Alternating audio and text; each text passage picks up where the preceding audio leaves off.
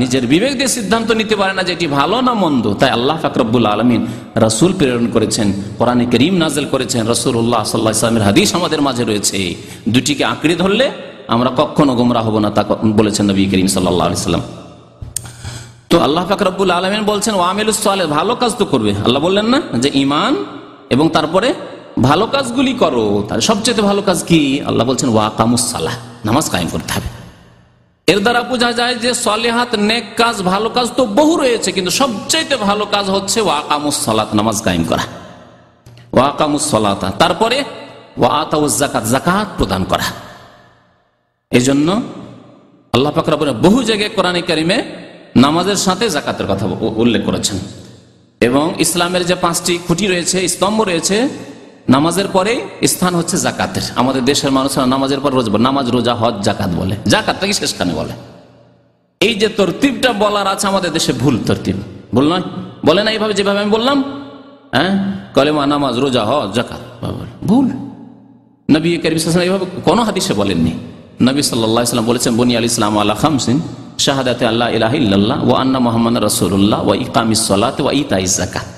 কোরআনে কারিমে প্রত্যেক জায়গায় যেখানে আল্লাহ বলেছেন আকিমুস সালাত, সেখানে আতুজ যাকাত বলেছেন, বলেননি রমজানের কথা, বলেননি হজের কথা সেখানে।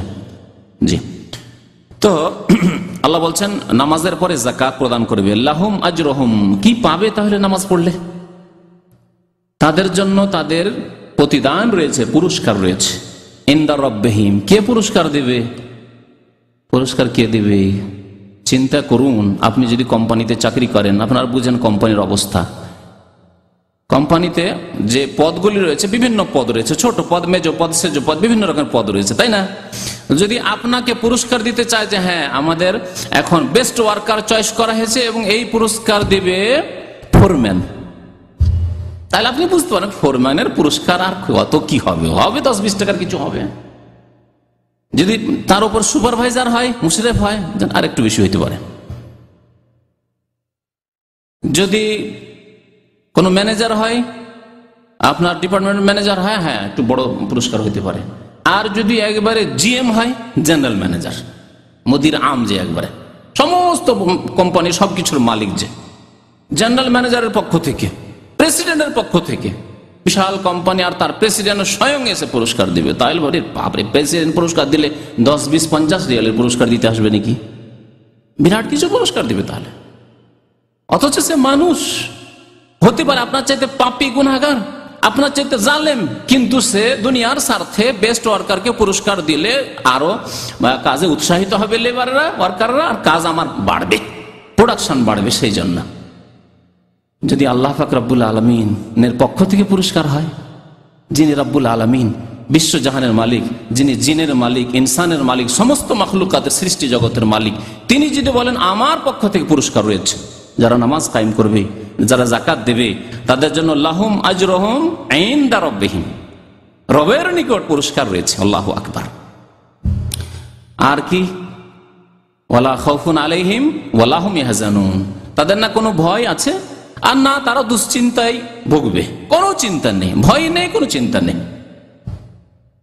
লা খাউফুন আলাইহিম ওয়ালা হুম ইয়াহজানুন, এই লা খাউফুন আলাইহিম ওয়ালা হুম ইয়াহজানুন, এই একই বাক্য আল্লাহ পাক রব্বুল আলামিন বলেছেন আল্লাহর আউলিয়া সম্পর্কে, বন্ধু সম্পর্কে। আল্লাহর দোস্ত, আল্লাহর বন্ধু, আল্লাহর আউলিয়া, আউলিয়াগণের সম্পর্কে আল্লাহ পাক কি বলেছেন? আল্লাহ ইন্না আউলিয়া আল্লাহ লা খাউফুন আলাইহিম ওয়ালা হুম ইয়াহজানুন, আল্লাহর যারা ওয়ালি, আল্লাহর যারা বন্ধু, তাদের কোনো ভয় নেই, লা খাউফুন আলাইহিম ওয়ালা হুম ইয়াহজানুন, আর তারা দুশ্চিন্তিত হবে না, তাদের কোনো চিন্তাও নেই। এই আয়াতকে নিয়ে কবর মাজার ভক্তরা, পীর ভক্তরা বলে ওয়ালি মানে পীর, মুরিদ কোনদিন ওয়ালি হইতে পারে না, মিসকিন তো মিসকিনই থেকে যায়। হ্যাঁ, মুরিদ কোনদিন ওয়ালি হইতে পারে না, যতই নামাজ পড়ুক, আর যতই রোজা রাখুক, আর যতই দান খায়রাত করুক, আর যতই ইসলামের পাবন্দি করুক, মুরিদ কোনদিন ওয়ালি হইতে পারে না। ওয়ালি কে হইতে পারে? পীর। কারণ পীর না হলে কেরামত দেখাতে পারে না, পীর না হলে কেরামতি দেখাতে পারে না, আর কেরামতি না হলে ওলি হতে পারে না। এই বিদাতি শিরকি ধারণা রয়েছে ওলি সম্পর্কে ভারত, বাংলাদেশ, পাকিস্তানের অধিকাংশ মানুষের। অথচ আল্লাহ পাক রব্বুল আলামিন যেই পুরস্কারের ঘোষণা করেছেন ওয়ালির জন্য, সেই পুরস্কারের ঘোষণা করেছেন নামাজি যাকাত প্রদানকারীর জন্য। আয়াত দুটি আপনাদের সামনে আছে, নেই কোনো পার্থক্য আছে আল্লাহ পাক রব্বুল আলামিনের বাণীতে কোনো পার্থক্য আছে? লা খাউফুন আলাইহিম ওয়া লা হুম ইয়াহজানুন, নামাজের ক্ষেত্রে আকামুস সালাত ওয়া আতাউজ যাকাত যারা করবে, নামাজ কায়েম করবে, যাকাত দেবে, তাদের জন্য। আর আল্লাহর ওলি তো তারাই, সেই জন্য একই পুরস্কার। যারা ঈমান নিয়ে আসার পরে নেক আমল করবে, ঈমানের সাথে শিরকের সংমিশ্রণ করবে না, আর নেক আমলের দ্বার যত রয়েছে সবগুলিতে প্রবেশ করবে আর ভালো আমল করতে থাকবে, তার মধ্যে সবচাইতে ভালো আমল হচ্ছে নামাজ কায়েম করা, তা করবে, যাকাত দেওয়া, তা করবে, তাদের জন্য আল্লাহর কাছে পুরস্কার রয়েছে, রবের কাছে পুরস্কার রয়েছে, আর তাদের কোনো ভয় নেই, তাদের কোনো চিন্তা নেই। তারাই যেহেতু আল্লাহর বন্ধু, আল্লাহর দোস্ত, আল্লাহর ওলি।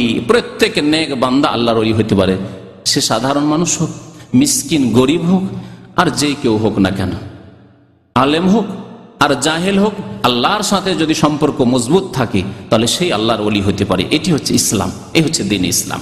আর বিদাতি ধারণা যে ওলি তারাই যারা কবর মাজার নিয়ে আছে, যারা মুরিদ বানাতে পারছে, যাদের মুরিদের সংখ্যা যত বেশি তারাই হচ্ছে আল্লাহর ওলি।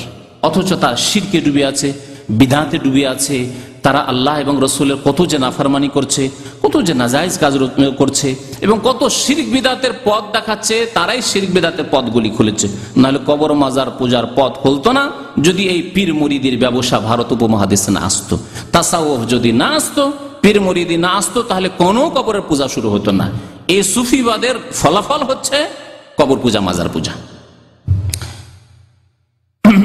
আল্লাহ পাক রব্বুল আলামিনের পক্ষ থেকে এই পুরস্কার পেলেন। আল্লাহ পাক রব্বুল আলামিন আর এক মহা পুরস্কারের কথা বলেছেন নামাজের কোরআনে কারিমে। সূরা মুমিনুনের 1 নম্বর আয়াত থেকে শুরু করে 11 নম্বর আয়াত পর্যন্ত। এখানে দুইবার করে আল্লাহ নামাজের কথা উল্লেখ করেছেন। এক তো প্রথম আয়াতে কাদ আফলাহাল মুমিনুন আল্লাযীনা হুম ফি সালাতিহিম খাশিউন, দ্বিতীয় আয়াত, প্রথম আয়াত দ্বিতীয় আয়াত। আল্লাহ বলছেন ওই মুমিনরা সফল কাম হবে। কাদ আফলাহাল মুমিন, ওই মুমিনরা সফল কাম হবে, আল্লাযীনা হুম ফি সালাতিহিম খাশিউন, যারা তাদের নামাজে বিনয়ী, নামাজ পড়ার মতো নামাজ পড়ে, খুশু খুজুর সাথে একাগ্র চিত্তে আল্লাহ রাব্বুল আলামিনের সামনে হাজির হয়েছে। আল্লাহ রাব্বুল আলামিন কে যেন দেখতে পাচ্ছি, আর না হলে আল্লাহ কমপক্ষে আমাকে প্রত্যক্ষ করছেন, দেখছেন, এইভাবে ইবাদত বন্দেগী করার কথা নবী করিম সাল্লাল্লাহু আলাইহি ওয়াসাল্লাম হাদিসে উল্লেখ করেছেন। যে মর্যাদাকে ইহসানের কথা বলেছেন, নিষ্ঠার সাথে ইখলাসের সাথে ইবাদত করা। তারপরে বেশ কিছু গুণ আল্লাহ পাক রব্বুল আলামিন মুমিনের উল্লেখ করার পরে আবার শেষখানে ইতি টানছেন আল্লাহ পাক রব্বুল আলামিন, কি বলে?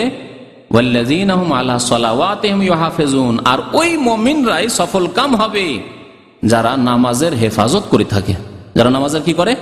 ইউহাফিজুন, হেফাজত করে থাকে। আল্লাহ তো এক পুরস্কারের কথা বলে দিয়েছেন যে তারা মুক্তি পাবে, যথেষ্ট ছিল।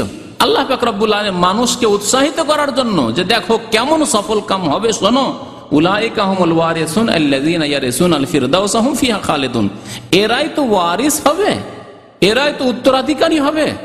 কিসের ওয়ারিস হবে? ধন সম্পদের। আম্বিয়া কিরাম ধন সম্পদের ওয়ারিস বানাতেন না। আম্বিয়া কিরামের যারা নায়েব, তাদেরকে এলমের ওয়ারিস বানিয়েছেন। যারা এলম, দ্বীনের এলম হাসিল করবে, কোরআনের জ্ঞান হাসিল করবে, রাসূলুল্লাহ সাল্লাল্লাহু আলাইহি ওয়াসাল্লাম হাদিসের জ্ঞান হাসিল করবে, তারাই নবীর ওয়ারিস। আর এরা কিসের ওয়ারিস হবে? মুমিন যারা নামাজি, যারা নামাজের হেফাজত করে, নামাজে যারা বিনয়ী, আল্লাযীনা ইয়ারিসুনাল ফিরদাউস, আল্লাহ বলছেন এরা ফিরদাউসের ওয়ারিস হবে, এরা ফিরদাউসের উত্তরাধিকারী হবে, ওয়ারিস হবে। আল্লাহ পাক রব্বুল আলামিন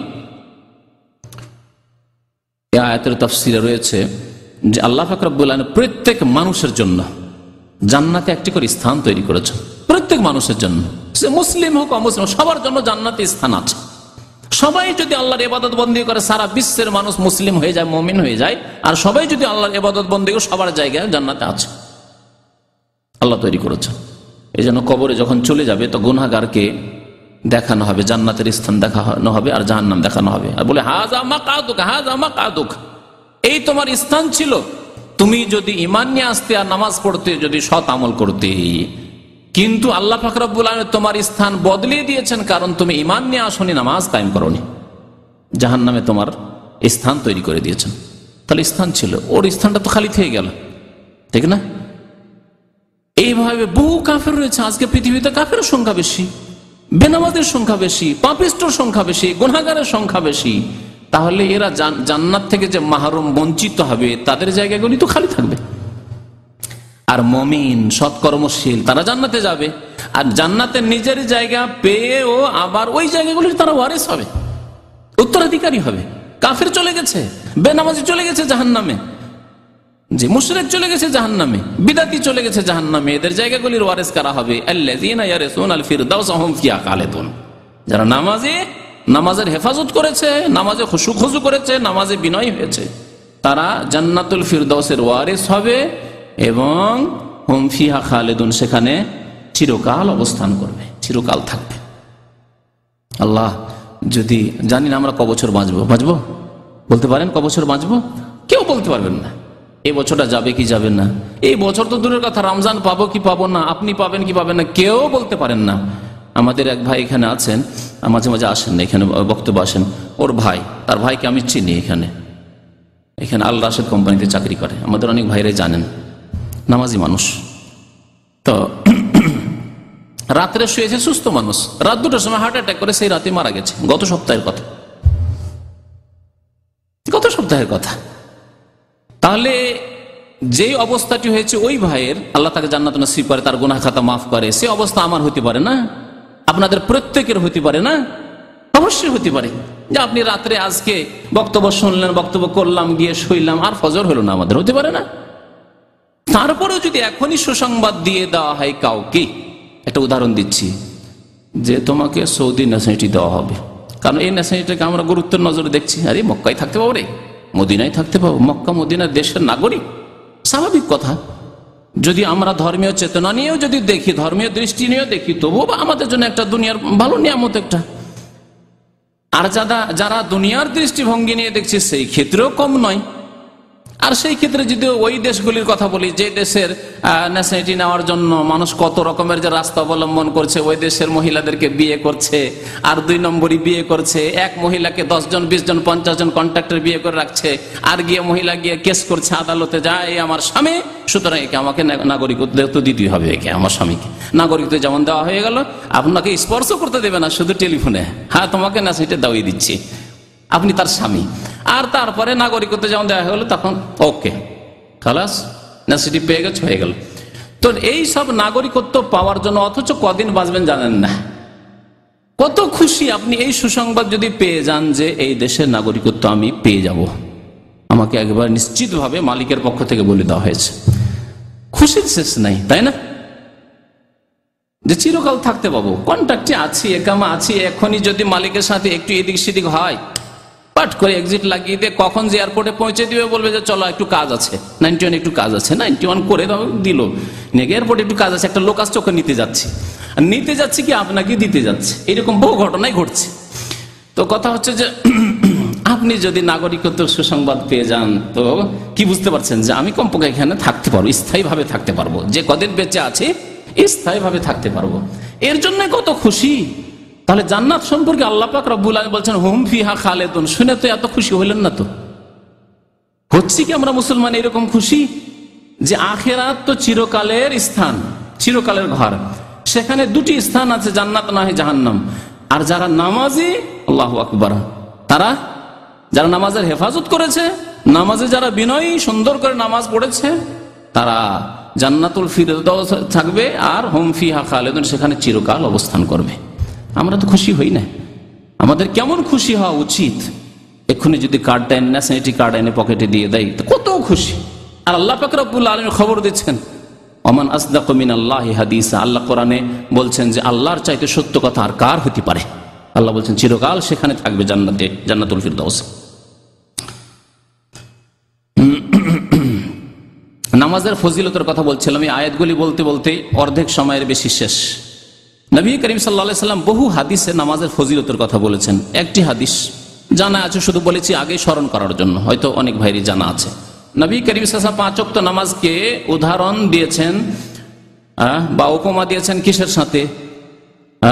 নদীতে 5 বার গোসল করার সাথে, বাড়ির সামনে। আর আইতুম লাউ আন্না নাহরান বিবাবি আহাদিকুম, আচ্ছা বলো তোমাদের দরজার সামনে যদি নহর থাকে, মানে নদী থাকে, ইয়াগতাসিলু ফিহি কুল্লা ইয়াউমিন খামসান, আর প্রত্যেক দিন যদি 5 বার করে সেই নদীতে গোসল করেন। আমরা নদীর দেশের মানুষ, ঘন ঘন যেখানে সেখানে নদী আছে, নদীতে যদি 5 বার করে গোসল করেন, হাল ইয়াবকা মিন দারানিহি শাই, তাহলে শরীরে ময়লা মাটি থাকতে পারে? জিজ্ঞাসা করেছেন নবী করিম সাল্লাল্লাহু আলাইহি ওয়াসাল্লাম সাহাবায়ে কেরামকে। সাহাবারা বলেন ক্বালু লা ইয়াবকা মিন দারানিহি শাই, একবার গোসল করলে তো মানুষ পরিষ্কার হয়ে যায়, 5 বার গোসল করবে আবার ময়লা থাকার কথা? ময়লা থাকবেই না। ময়লা কেন থাকবে তার শরীরে? অবশ্যই ময়লা থাকবে না। নবী করিম সাল্লাল্লাহু আলাইহি ওয়াসাল্লাম ফাকাযালিকা মাসালুস সালাওয়াতিল খামস, এটি হচ্ছে উপমা 5 ওয়াক্ত নামাজের। 5 ওয়াক্ত নামাজের উপমা। 5 ওয়াক্ত নামাজ পড়লে ইয়ামহুল্লাহু বিহিন্নাল খাতায়া, এই 5 ওয়াক্ত নামাজ দ্বারা আল্লাহ পাক রব্বুল গুনাহ খাতা সব ধুইয়ে মুছে সাফ করে দেবেন, মাফ করে দেবেন। বুখারী শরীফের হাদিস। নবী করিম সাল্লাল্লাহু আলাইহি ওয়াসাল্লামকে এক সাহাবী এসে জিজ্ঞাসা করেছেন যে আরাআতা ইযা সাল্লাইতু সালাওয়াতুল মাকতুবা, আমি যদি 5 ওয়াক্ত নামাজ পড়ি, ওয়া সুমতু রমজান, নামাজ পড়ি, রমজান মাসের রোজা রাখি, ওয়া আহলালতুল হালাল, হালালকে হালাল মনে করি, হালালকে হালাল মনে করি, হালাল খাই, হালাল বলি, হালাল চলি, ওয়া হারামতুল হারাম, আর হারামকে হারাম মনে করি। হারামকে হারাম মনে করা মানে কি? মানে হারাম খাই না, হারাম বলি না, হারাম পথে চলি না, হারাম ব্যবহার করি না। ওয়ালাম আজিদ আলা যালিকা শাইআন, এর বেশি যদি আমি কিছু না করতে পারি, এর বেশি যদি আমি কিছু না করতে পারি। যাকাতের কথা তো বলেননি তিনি, বলেছেন কি? বলেন, হয়তো গরিব মানুষ ছিলেন, অভাবী লোক থাকলে তাকে আর যাকাতের কথা কি? যাকাত তার নেই। হজ তখন পর্যন্ত ফরজ হয়নি। নবী সাল্লাল্লাহু আলাইহি ওয়াসাল্লামের শেষ জীবনে 9ম হিজরিতে হজ ফরজ হয়েছে, বা 10ম হিজরির প্রথম দিকে, এটি হচ্ছে সঠিক।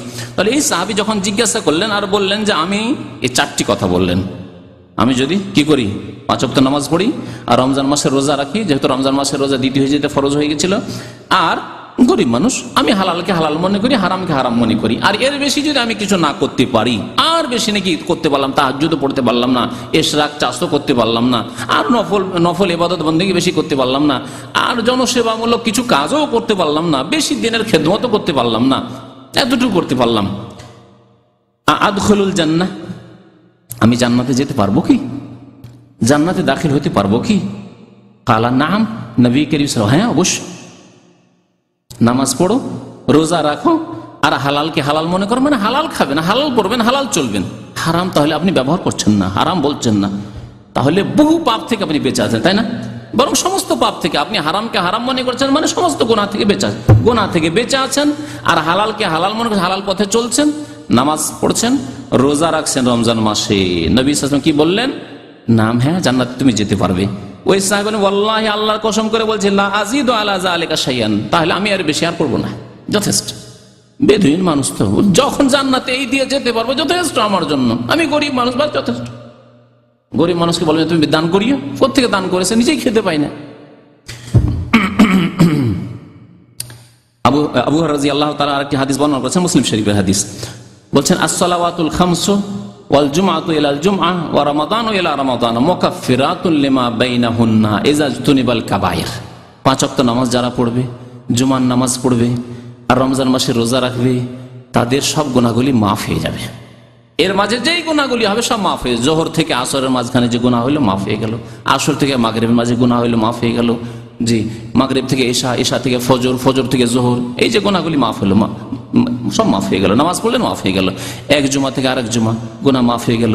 এইভাবে রমজান মাসে রোজা রাখলেন, সিয়াম পালন করলেন, কিয়াম করলেন, গুনাহগুলি মাফ হয়ে, 1 বছর গুনাহ খাতা মাফ হয়ে গেল। তার মানে এই না যে পাপ করতে থাকবেন আপনি, তার মানে কি যে গুনাহ তো মাফ হয়ে যাচ্ছে, গুনাহ করতে থাকবেন না, কখনো না। আপনি ইচ্ছে করে গুনাহ করেন না, কিন্তু গুনাহ খাতা হইতে আছে, ভুল ভ্রান্তি হইতে আছে, আল্লাহ পাক রব্বুল আলামিন তা মাফ করে দেবেন। ইজাজতুনিবাল কাবায়ের শর্ত হচ্ছে কাবিরা গুনাহ থেকে বেঁচে থাকতে হবে।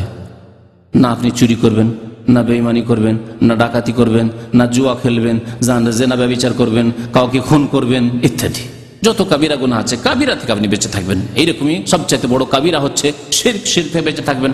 তারপরের কাবিরা হচ্ছে 2 নম্বর, শিরকের সমান আল্লাহ উল্লেখ করেছেন, ওয়া আকিমুস সালাতা ওয়া লা তাকুনু মিনাল মুশরিকিন। শিরকের সমান গুনাহ হচ্ছে নামাজ ত্যাগ করা, বেনামাজি হবেন না। এমন দিন না হয় যে যেই দিন আপনি ফজর পড়েননি আর পড়লেন না, আপনি ছুটে গেল তো গেল, কোন ওয়াক্ত গেল তো গেল, আর পড়লেন না, কাবিরা গুনাহ। যদি কাবিরা গুনাহ থেকে কেউ বেঁচে থাকে তাহলে এই 5 ওয়াক্ত নামাজ, জুমার নামাজ, রমজান মাসের রোজা তার জন্য কাফফারা হয়ে যাবে, গুনাহগুলি তার সাফ হয়ে যাবে, মাফ হয়ে যাবে। আব্দুল্লাহ বিন মাসউদ রাদিয়াল্লাহু তাআলা একটু বড় হাদিস শুনিয়েছেন, নবী করিম সাল্লাল্লাহু আলাইহি ওয়াসাল্লাম থেকে শুনেছেন, কিন্তু তিনি নিজেই বর্ণনা করেছেন মওকুফ হাদিস। বলছেন